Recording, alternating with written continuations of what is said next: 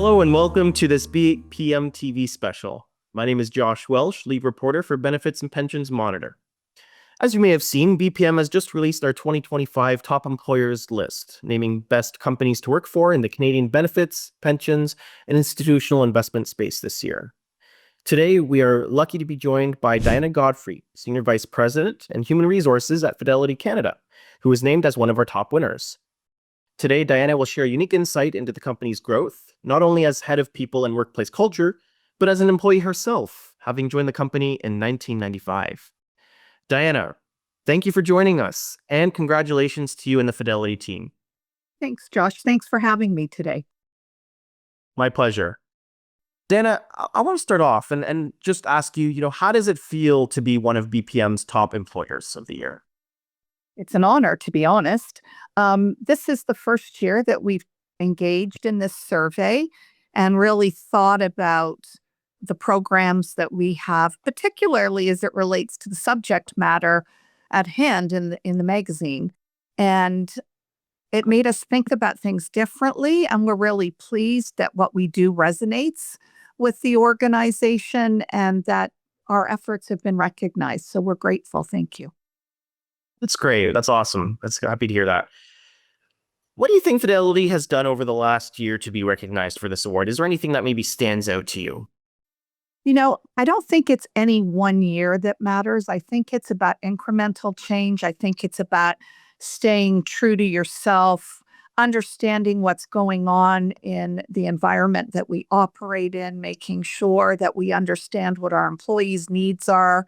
It's not all about giving, everything for every person, but what has the most impact to the largest group of people, all while being client-centric. And so if our employees are happy and engaged, then we know that our clients are more likely to receive the service that's really important to us.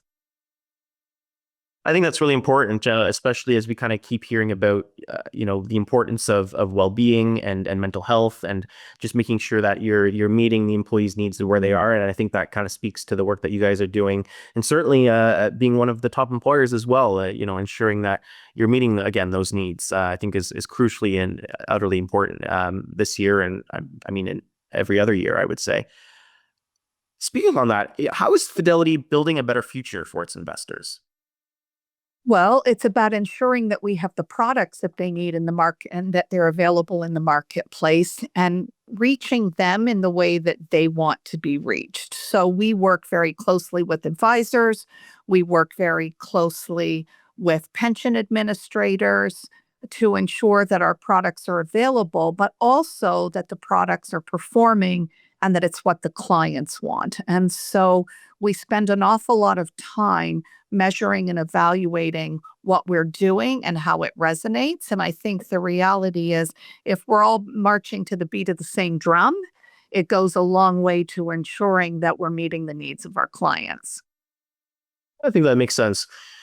Can you explain to me why Fidelity's values are focused on trust and integrity? Why these two values specifically and in particular? Well, I think the reality is that we're granted the privilege of serving the clients that we service. And so we need to gain their trust. And the best way to gain trust is through having integrity. And I think the real differentiator is that our employees all share that sort of common set of values. And it's easier to work for an organization that finds those things, to be important in the underpinning of everything that we do. And so we talk about them, and we talk about what does that look like and how does it resonate and how do we demonstrate all of those things every day. And if you do that and you act with compassion, it's much easier to move forward. I think that makes sense. Maybe a little bit to build on that. Why do these values matter? I mean, maybe either for Fidelity or just in general for any other employer. Well, I think the reality is, if you can't trust your employees and they can't trust you, it's very hard to move forward. And when you demonstrate the competency or you demonstrate integrity, there's an element of trust that's created automatically. And I think when you're servicing clients, they're looking for those things too. So while we may appear conservative, we're thoughtful. While our employees might like to move forward more quickly, they understand that it's important to ascertain what the impact is to the business, to our clients before we make grandiose changes. And I think the reality is when we talk about what we need to do in the workplace, the reality is if your employees trust you, it's much easier to change and to move forward and engage them as part of that change. And so I would say every employer wants to operate from a place of trust and that their clients and their employees, trust that there's integrity in all that they do. Absolutely. That's great. I think that makes sense. So maybe, Diana, you can kind of give me a little bit of insight in terms of how Fidelity puts the client first. Well, I would say, given that we rely on distribution channels, there's two sets of clients. We have the end client, who's the actual investor, whether they come to us through a pension or whether they come to us through an app or through an advisor. But there's also those intermediaries as well. And so I think the reality is we have to work closely with all constituents to understand their needs and to ensure that we're having open dialogue and understanding what the next thing is that people are looking for. So if you're working through an intermediary, you need to hear what their needs are, but you need to understand what the end user is asking of them as well. Because whatever you can do to make their life easier, the reality is it makes everybody's life easier. And I think it, again, speaks to product performance, the way that you engage, the level of trust you create with all of the constituents. And your behaviors are what really demonstrate your commitment to those values or to that sort of way of thinking. Absolutely. Now, I know a lot of times employers have to make, decisions, whether it's good decisions, bad decisions, tough decisions. What do you classify as a good decision? Oh, that's a hard one. Um, I think a great decision is where everybody feels that they've won. That might be unrealistic. It might sound, a little euphoric. But I think the reality is if somebody feels that they didn't win, if they understand the reason why, you can actually gain agreement. And so I think we're back to trust again and we're back to integrity, but it's also about communication. It's about sharing what's happening in the organization. It's about sharing, you know, transparently whatever you can in order to have everybody on board. So I think a good decision is one where people all buy into the decision. It might be for different reasons, and it might be that there's different outcomes for all of the people. But if there's a person who didn't go in thinking it was the right thing to do, but at the end understands why it's a necessity, I feel like that's a win for everybody. Yeah, absolutely. I think that's a great answer. So, if Fidelity's values are around trust and integrity, how do you lead example with your own employees? I think you need to walk the talk, not just talk the talk.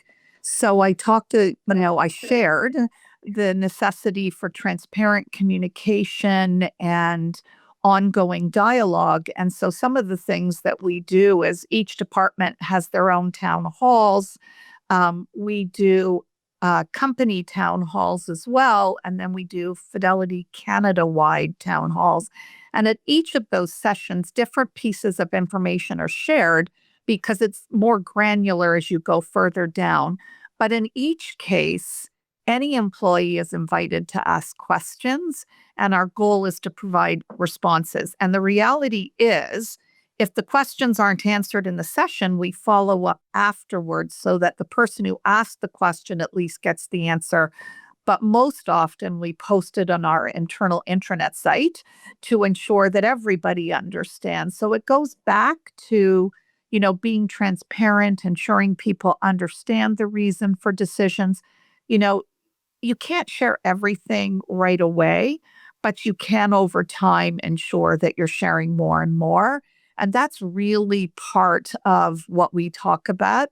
And I think the other thing is, listening to what people are saying, listening to your clients, listening to the end investor, listening to your employees.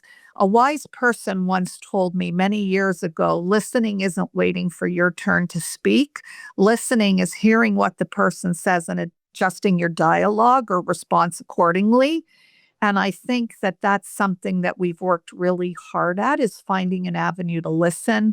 We have an employee suggestion program, but I think we try to operate as a relatively flat organization. So while there's a hierarchy, you know, we operate that anybody can speak to anyone and anybody can have a good idea. And I think that's part of what makes us different, to be honest. So, Diana, as a plan sponsor, how are you helping your Fidelity employees prepare for retirement?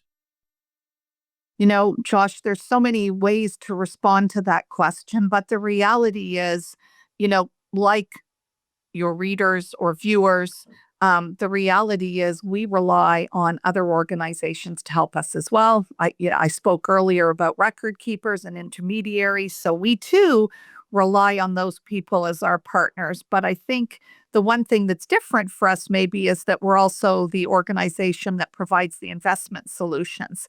So we need to ensure that our products work for all the end users or end investors, but also for our employees. I think the other thing too is about making them ready for retirement. So, providing them with the support to make the right decisions. So whether it's investment advice, whether it's education, I think the reality is we work with our internal partners, but we work with our external partners as well to provide those services to our employees, ensuring that while they might be closer to the investment solutions, that they're actually just as close and just as thoughtful about the planning. And so that's an integral part of our benefit program. And I know from speaking to many of our clients, attending industry events, those are the things that are critical for them as well. Absolutely. I think that's fair to say, and thank you for highlighting that. Dan, maybe as we wrap up here, I just want to throw it back to you, ask if there's anything that you want to highlight that has led to Fidelity's growth. What's led Fidelity to be a top employer this year, and where you maybe see employers being able to benefit as they move forward in employee rewards, employee benefits, anything else. Thanks, Josh. Well, the first thing I want to do is thank our employees, because the reality is we can't possibly be a top employer without them. And so they are the ones that demonstrate their commitment to the clients every day. They are the ones who come to work, whether virtually or in person, but they are the ones who set the tone and the culture for the organization. And they are the ones that ensure that they put the clients first. So I think first and foremost, I want to recognize their contributions, because that's what makes a difference. I think going forward, one of the challenges, for us will be the changing landscape for businesses and what do we do to adapt. And we aren't followers. We don't follow for the sake of following. We do what's right for our organization. And my advice to all would be, don't be a fast follower. Understand what you're doing and what's right for you. And I think, we'll adapt as we go along based on what we hear from our clients. Great.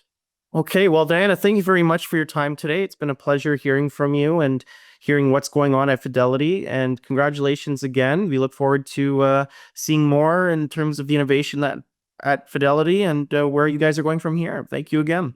Thanks so much, Josh. Really appreciate you having me join you. Of course, our pleasure. It's Josh Welsh for BPM TV. Thank you for watching. Take care and bye for now.